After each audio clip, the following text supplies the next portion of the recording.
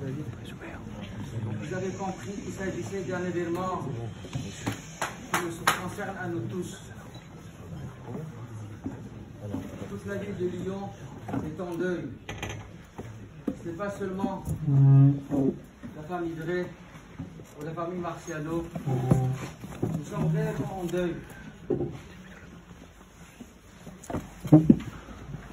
À part le fait qu'il s'agit d'une tragédie, d'une jeune maman qui nous quitte dans des conditions absolument terribles, effroyables. Mais il s'agit surtout d'une Neshama Tehora. Il s'agit d'une Neshama pure, d'une pureté absolument exceptionnelle. Bien entendu, moi je ne l'ai pas connue auparavant. Mais après ce qui est arrivé, il fallait un petit peu échanger avec les uns et les autres. Et j'entends des éléments absolument époustouflants, extraordinaires, extraordinaires. Il y a de quoi pleurer, il y a de quoi verser des larmes, mais alors en abondance. C'était une Neshama avec énormément de rahamim pour les autres. C'était une personne qui prenait à cœur le sort de chacun. Une Neshama qui pensait d'abord à l'autre avant de penser à elle. C'était une Neshama d'une pureté absolument exceptionnelle. Il est rapporté au nom du Gaon la chose suivante. Il est rapporté que Mordechai, on l'appelait Ben Kish, Ish Yemini. Comme ça, c'est rapporté dans la Megillah. Et pourquoi on l'appelait Ben Kish? Shikish al-Date Rahamim Vene'ena. Il a tapé sur les portes de la miséricorde. Et Akadosh Baruch Hu, il a exaucé ses prières. Le mot Kish en hébreu, ça veut dire frapper sur la porte. Qui c'est celui qui a frappé sur les portes de la miséricorde? Qui c'est celui qui a interpellé la miséricorde d'Hachem à l'époque où il y avait un décret d'extermination massive de tout le clan d'Israël? C'était Mordechai. Il a frappé sur les portes de miséricorde. Il pose la question, le Gaon, mais combien il y a de portes? Al-Dalter Rahamim. Il y a des portes d'Alter Rahamim. Il y a des portes de Rahamim. Vous savez ce qu'il répond, le Gaon? Il dit qu'il y a deux portes de Rahamim. Il y a le Dalter, le Delet à nous, le Rahamim à nous. Il y a la porte de Rahamim d'Akadosh Baruch Hu. Il y a la porte qui nous concerne à nous, qu'on doit ouvrir pour être plein de Rahamim pour les uns et les autres. Et il y a la porte de Rahamim d'Akadosh Baruch Hu. Lorsqu'effectivement on ouvre notre porte à nous de Rahamim, alors la porte de Rahamim du ciel au ciel s'ouvre. Shikish al-Dalte Rahamim, ça veut dire qu'il a fait fonctionner son Rahamim à lui, qui a généré l'ouverture de Rahamim d'Akadosh Baruch Hu. Al-Dalte Rahamim, il y avait deux portes de Rahamim. Il y a les portes de Rahamim à nous, que nous on ait pitié des autres, qu'on pense aux autres. Et grâce à ça, eh bien on enclenche l'ouverture de Rahamim d'Akadosh Baruch Hu. Comme ça il a dit le Gaon. Al-Dalte Rahamim, il y a deux Dalte Rahamim. Il y a le Dalte Rahamim à Shamayim, il y a le Dalte Rahamim à nous, qu'on ouvre le cœur. Combien il était plein de Rahamim. Il m'a raconté, ma fille Gila Chetihiek, c'était sa copine. C'était sa copine. Quand ils étaient ensemble, ils venaient jouer à la maison, à l'âge de 11 ans, 12 ans. Ils venaient jouer à la maison, à la mariée. Ils venaient jouer. Au téléphone, il me raconte en pleurant. Et bien sûr, moi aussi, j'ai pleuré. Il me raconte des choses merveilleuses. Il me dit, papa, tu sais, chaque dimanche, son papa lui donnait 2 euros. 2 euros, il lui donnait chaque dimanche. Tout de suite, elle m'appelait et il lui disait, il a 1 euro pour toi, 1 euro pour moi. Et d'abord, quasi, comment je prends les 2 euros pour moi, c'est pas possible. Toi, 1 euro et moi 1 euro. Et partagez ma masse 2 euros chaque dimanche. Toi, 1 euro et moi 1 euro. Est-ce que vous avez vu de la hamim de cette espèce-là? Vous avez déjà connu une telle hamim? Vous avez déjà connu cette ouverture de porte extraordinaire? En réalité, ce n'est pas la famille Drey qui a subi le malheur. C'est tout nous, le clan d'Israël, qui a subi le malheur. Nous, ici, à Lyon, on avait ici une source de bonté excessive, extraordinaire, qui générait la Rahamim al-Shamayim par ses Rahamim à elle. Et maintenant, il n'y a pas cette porte de Rahamim ici. Qui va ouvrir la porte de Rahamim al-Shamayim? Ça, c'était adultérer Rahamim. Il avait adultérer Rahamim et l'ouvrir Rahamim. Il ne pouvait pas imaginer autre chose. Comment moi je vais aller acheter des choses et je veux peut-être vous goûter. Non, toi, nourris-moi à nouveau. Rabota, est-ce que vous comprenez ce que ça veut dire? Est-ce que vous comprenez cette pureté fantastique? Cette neshama tellement théora, extraordinaire, extraordinaire. Voilà ce que nous avons perdu, Rabotai.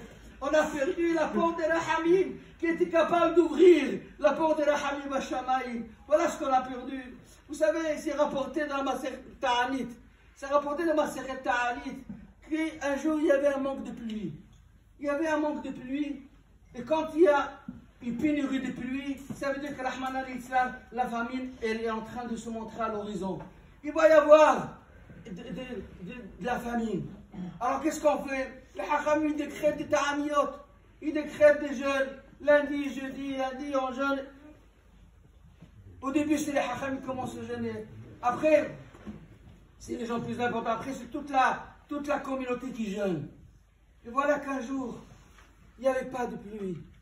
La grande Gzera Rahman al-Islam s'attendait dans la grande famine. Et ils sont tous rassemblés dans la choule. Avec les Tanaïm, c'était à l'époque Rabban Gamliel et Rabbi, et les Ezer et Rabbi Akiva. C'est rapporté. Yarad Rabban Gamliel la Teva. Ve'amar 20 ve'arba'a tefilot. Il est allé, il a commencé à prier à 24 prières. 24 prières. Et on n'a pas écouté, on n'a pas fait cas de lui. Yarad Rabbi Akiva la Teva. On a demandé à Rabbi Akiva que lui fasse des prières. Qu'il fasse des prières. Vous savez ce qu'il a fait Rabbi Akiva? Yarad la Teva, il a dit 2 prières. Il a dit Avinu Malkeinu, Hatanu Lefalecha. Notre Père, notre Roi, on a péché devant toi. Avinu Malkeinu, Ella Nomelech, Ella Ata. Notre Père, notre Roi. Nous n'avons pas d'autre Père que toi, on n'a pas d'autre Nomelech que toi. À peine il a dit ça, tout de suite c'est marqué que les pluies ont commencé à tomber tout de suite. Il y a eu une mamage, des torrents de pluie qui sont descendus. Et Baruch Hashem, la xéra de la famine a été écartée. Et Tchilou les ramen. Lorsqu'il y a eu cette scène-là qui s'est passée, devant des centaines de milliers de gens, il y avait les Hachamim et les Talmidim de la Yeshiva, ils ont commencé à chuchoter les uns avec les autres. Ils disaient, ah, combien Rabbi Akiva il est grand. Regarde Rabbi Akiva, à peine il a dit 2 prières, tout de suite il y a eu toutes les pluies du monde qui sont tombées. Tandis que Rabbi Gamliel il a fait tellement de prières, il n'a pas du tout été exaucé. Comme ça il disait, Yatztabat kol ve'amra. À ce moment-là, il y a une voix du ciel qui s'est déclarée et qui a dit, non, vous vous trompez, c'est pas vrai. Losheze gadol misé. Ne pensez pas que Rabbi Akiva il a été exaucé parce qu'il est plus grand que Rabbi Gamliel. Non. Losheze gadol misé. Et là, la raison pour laquelle Rabbi Akiva, il a été exaucé tout de suite, parce que Rabbi Akiva, il laissait passer.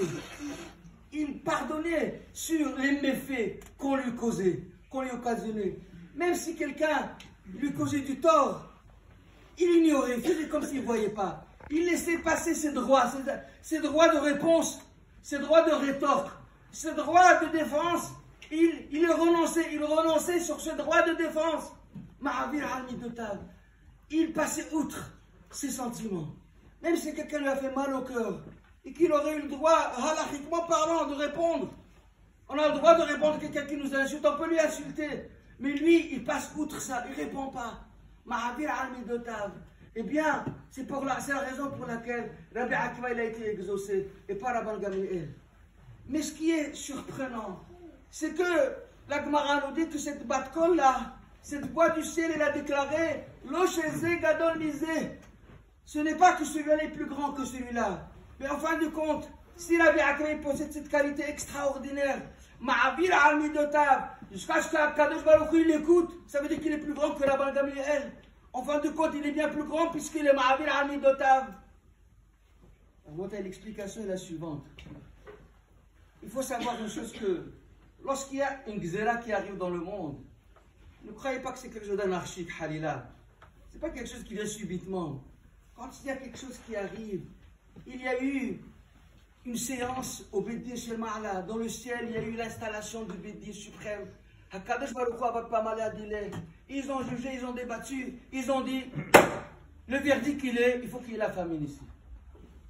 Voilà le verdict. Il y a une gzera, mais une gzera qui est décidée, une gzera qui a été débattue, une gzera qui est le verdict qui émane du jugement céleste, du jugement d'Akadosh Baruch Hu. C'est un verdict, c'est un arrêté du Bédin, c'est un arrêté qui a été décrété dans le ciel. Maintenant, un tel arrêté, pour qu'on puisse le déchirer, ça veut dire qu'il faut aller à l'encontre de la normalité. Un tel décret qui a été décrété, c'est ça la normalité.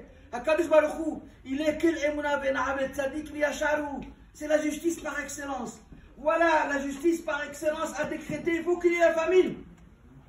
Maintenant, pour aller déchirer un tel verdict, ça veut dire qu'on va contre la normalité. C'est pas possible. Seulement, qu'est-ce qui se passe? Quand sur terre, il y a des hommes qui aussi vont contre la normalité.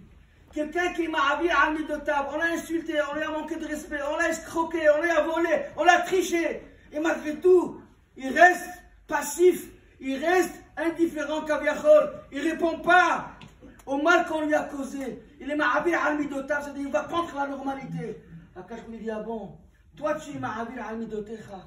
Toi tu vas à l'encontre de la normalité, moi aussi je vais à l'encontre, je prends et je déchire. Je déchire. En fait, ce n'est pas que Rabbi Akiva est plus grand que Rabban Gamliel. Certainement Rabban Gamliel avait aussi des atouts que peut-être Rabbi Akiva n'avait pas. De sorte au niveau de leur valeur morale et spirituelle, ils étaient très égaux. À savoir si Rabban Gamliel n'était pas plus grand Rabbi Akiva. Mais pour ce qui est de déchirer un décret, ça ne dépend pas de la grandeur. On peut être grand comme Rabban Gamliel, mais il y a une normalité, il faut appliquer la justice. Mais pour aller déchirer ça, il faudrait que sur terre, parmi les hommes, il y ait des gens qui sont capables d'aller contre le courant, contre la normalité. Rabbi Akiva, il l'avait. C'est pas qu'il était plus grand, c'est qu'il possédait la clé qui pouvait effectivement déclencher qu'on déchire le verdict. Ça, c'est Rabbi Akiva. Lui, il avait. Cette femme-là, cette salle de quête-là, et je dis volontairement cette salle de quête-là, Odélia Alea Shalom, il était Mahavira al-Midoteha. Et laissez passer. Quand à l'école, des jeunes filles, il a largué ou qui lui disaient des paroles pas gentilles, au lieu de se défendre, il dit mais non, ils sont des copains, ils sont des copines. Mahavira al-Midoteha, pas shoot. Elle fait abstraction de ça. Rabotai, est-ce que vous entendez ce que nous avons perdu? Est-ce que vous comprenez ce que nous avons perdu? Mahavira al-Midoteha, celle qui était capable de déchirer les décrets. Mais je suis sûr d'une chose. Si elle est partie, c'est qu'en fait, elle a accompli sa mission d'une façon parfaite. En fait, Odélia n'avait pas 32 ans quand elle est décédée. Odélia, elle avait 132 ans. Odélia, elle a accompli dans sa vie qui était concentrée, dans sa courte vie qui était concentrée, ce que d'autres personnes ont besoin de 100 ans, 150 ans pour pouvoir réaliser ça. Elle a accompli ma marche, un hesed d'une pureté morale extraordinaire, un dévouement. Ma femme m'a raconté qui lui disait, Madame Touboul,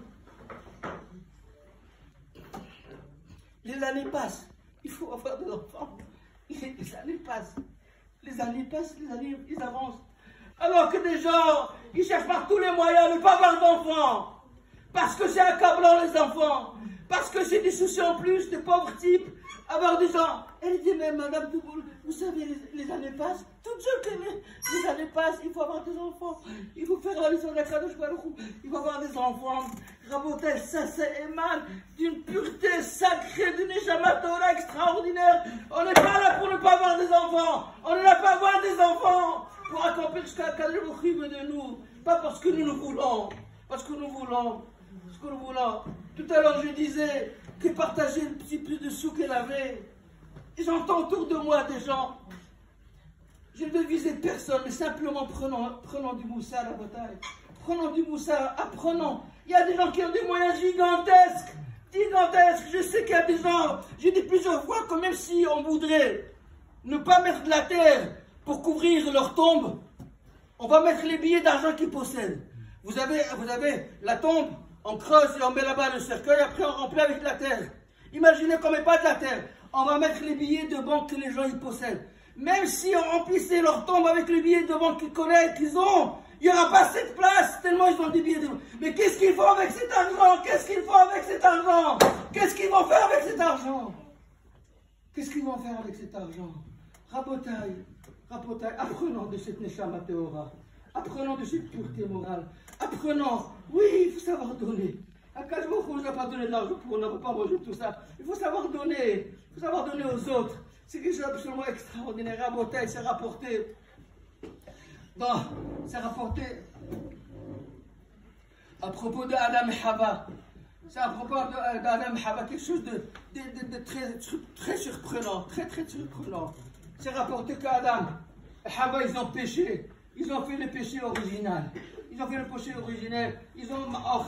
ont mangé du Sadat à l'encontre de la volonté d'Hachem. À l'encontre de la volonté d'Hachem. C'est marqué, après qu'ils ont fait cette avéra-là, qu'est-ce qui est rapporté après qu'ils ont fait cette avéra-là?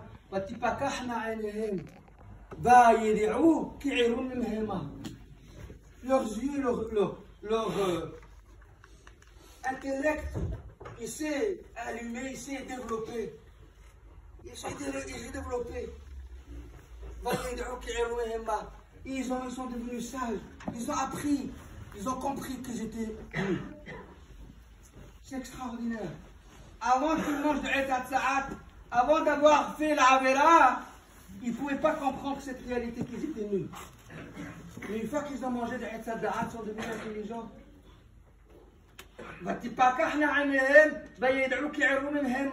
Comment c'est possible? Depuis quand un péché, il arrive à générer de l'intelligence chez une personne? Au contraire, un homme qui fait une avera, il devient mitumtam. Un homme qui fait un péché, son esprit devient obsturé, il s'obsture son esprit. Et là, parce qu'ils ont fait la avera, ils ont compris maintenant quelque chose qu'ils n'avaient pas compris avant. Ils ont compris qu'ils étaient nus. Mais qu'est-ce que ça veut dire? C'est une couche que beaucoup de femmes posent. Je vais vous donner une réponse personnelle. Vous avez peut-être entendu d'un Gaon Tzadik qui s'appelle Maharad Sins. Maharad Sins est un Gaon Atsoum, il a existé, ça fait environ 300 ans. Il a écrit énormément de commentaires sur le chasse, sur le Shuvat Nefesh, sur la Gada, sur la Torah. C'est un Gaon extraordinaire. Mais il n'a pas eu l'occasion dans sa vie, d'éditer ses Sfarim, d'éditer tous les ouvrages qu'il avait écrits. Il a laissé dans son testament que tout celui qui prend en charge l'édition d'un de mes ouvrages, je m'engage que je serai pour lui un plaidoyeur, un avocat dans le ciel, pour plaider en sa faveur. Et c'est même inscrit sur la pierre tombale. Le testament de Maharad Sins, il est inscrit sur la pierre tombale. Pourquoi il s'est engagé que tout celui qui éditera un de ses livres, eh bien il sera un avocat pour lui dans le Bachamaï. Et effectivement, après qu'il soit décédé, il y a eu beaucoup de gens qui avaient le moyen et qui ont édité ces sfarim. Maintenant, ces sfarim sont connus dans le monde entier, en s'appuyant sur ce testament-là de Maharad Sins. Voilà qu'à l'époque du Stapler à la Vachalom, il y a un homme qui avait les moyens et qui voulait effectivement éditer un des livres de Maharad Sins. Il est venu demander conseil auprès du Stapler. Il lui a dit, voilà, moi j'ai barouché un peu d'argent, je voudrais éditer des sfarim par rapport à la tzaba qu'il a laissé Maharad Sins. Qu'est-ce que vous pensez? Quel est votre avis? Vous savez ce qu'il lui a répondu, le Stapler? Il lui a dit, à mon sens, ce testament n'est plus d'actualité aujourd'hui. Il lui a expliqué comme ça. Il lui a dit que lorsque Maharad Sins est décédé, dans les années qui étaient proches de son décès, sa neshama était encore proche de son Aramazé. Sa neshama, il avait encore un contact quelconque avec ce qui se passe dans ce monde-là. Et donc, il pouvait savoir ce qui se passe dans ce monde-là. Et du coup, si quelqu'un il avait investi pour éditer ses sfarim, il allait effectivement, bien entendu, respecter scrupuleusement son engagement. Mais aujourd'hui, ça fait déjà 200 ans, 250 ans que Maharad Sins il est niftar. Sa neshama est montée très haut, dans les hautes sphères célestes extraordinaires, dans le monde Zach Vetaor, quelque chose d'absolument extraordinaire qui dépasse notre entendement.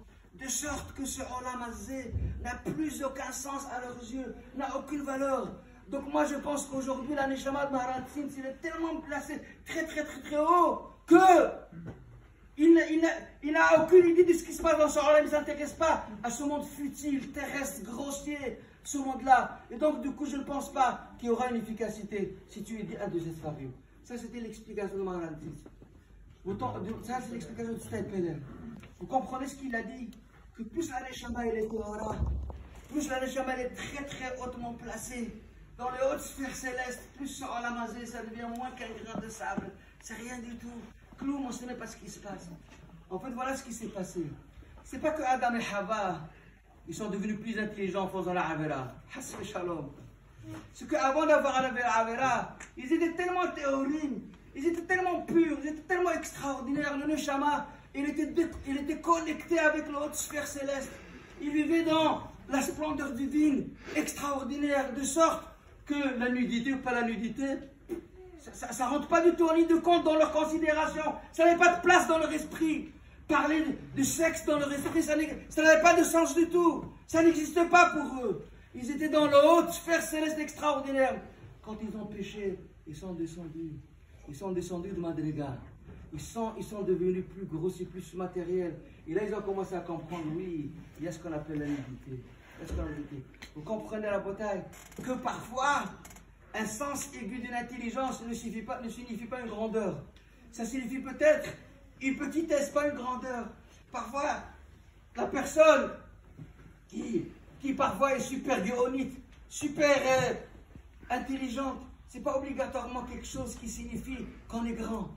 Et parfois, une personne qui est simple, une personne qui est naïve, qui est simple, mais elle est tellement accrochée aux hautes valeurs célestes qu'effectivement, elle comprend, elle gère et elle produit un bienfait pour elle et pour ceux qui sont autour d'elle, beaucoup plus que des personnes qui sont intelligentes et perspicaces.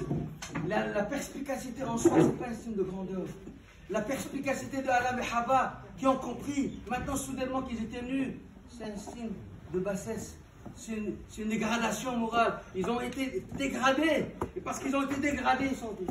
La Niftalet alayha Shalom, c'était une jeune dame, Ima, une jeune dame naïve, une jeune dame simple, mais elle était super grande, extraordinaire. Super grande, beaucoup plus que les plus grands perspicaces, beaucoup plus que les plus grands intelligents. Elle était extraordinairement grande par sa simplicité et par sa naïveté et par sa timoud. Fantastique. Rabotaï, juste une chose, et m'arrête là. Ça nous fait beaucoup de tard, beaucoup de peine. Qui ne va pas avoir de la peine? Mais regardez ce que le Ménage dit. Lorsqu'il y a eu la Asara Haroudia Malchout, ça je dis pour toute la famille, pour nous-mêmes bien sûr, pour nous-mêmes aussi. Lorsqu'il y a eu Asara Haroudia Malchout, les 10 Tanaïm, Rabban Gabriel, Rabbi Shimon, Rabbi Hotzitam Turkeman, Rabbi Shmuel Kohen Gadol, Rabbi Akiva, ils ont été tous martyrisés, exécutés. Rabbi Akiva, on l'a dépecé avec des peines en fer, on lui a enlevé sa peau. Rabbi Shmuel Kohen Gadol, on lui a guillotiné, on lui a coupé la tête. Rabbi Hotzitam Turkeman, des morts atroces, ils ont été tous exterminés d'une façon atroce. C'est marqué qu'à ce moment-là, Baou Malachi Hachem qui finit à Kadosh Baruch Hu. Malachi Hachem sont venus devant Kadosh Baruch Hu, ils ont dit Ribono Shel Olam, Zou Torah Vezou Sechara. Comment c'est possible? C'est ça la Torah que ces Hachamim ont étudié. Tous ces tzadikim, tous ces Hachamim là, c'est ça toute la Torah qu'ils ont étudiée, Vezou Sechara, et c'est ça le salaire que tu leur donnes. Amar Lahem à Kadosh Baruch Hu. Kadosh Baruch Hu, il leur a dit Shtoku, taisez-vous.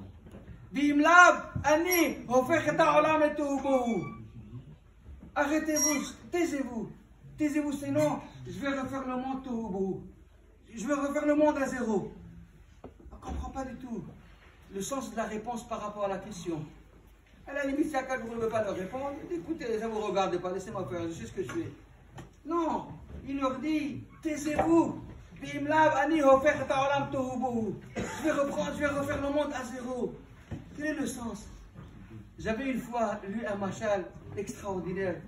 Il s'agissait d'un tailleur qui avait une main d'or et qui avait cousu, c'est un juif qui avait cousu la robe de mariée, la princesse, la fille du roi, pour sa robe de mariée.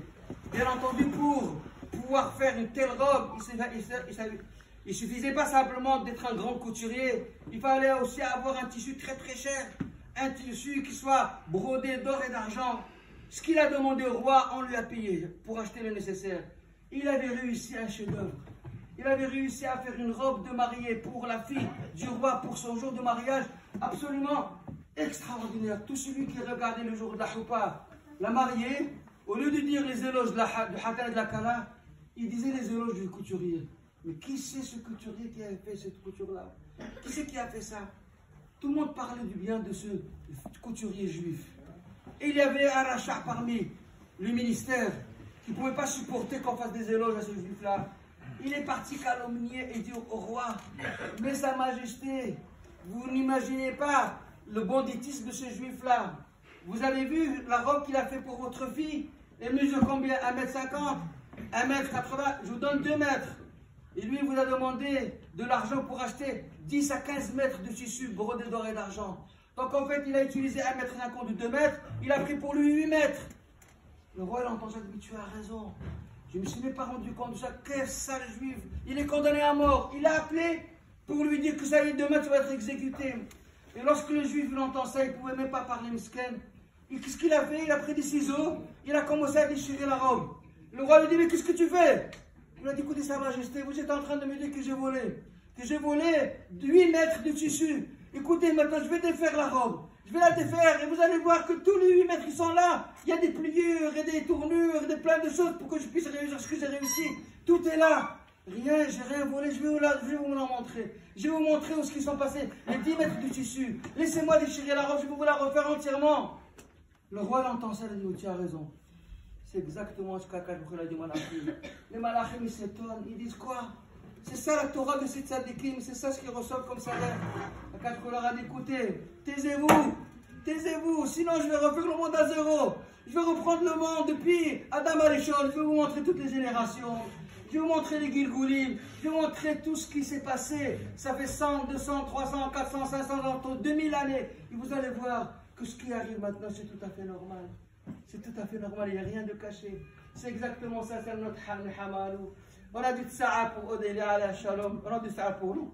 On a du tsa'a pour nous. Que nous avons produit cette Nessama Théora. Mais je suis sûr et certain que Akadosh sait ce qu'il fait. Elle a accompli sa mission, elle est partie dans une pureté extraordinaire. Et de là où il se trouve, Alat Hashem, qui prie pour son mari, pour ses enfants. Et comme j'ai déjà dit, Abel Shiba de la Haïtovi, la maman n'a pas abandonné ses enfants. Au contraire, le de là-haut, il va s'occuper avec beaucoup plus d'efficacité que s'il était vivant. Et qu'il grandisse tous ces enfants, les Shemot Tiferet d'Israël. Beaucoup de Nehama, notre cher Shalom.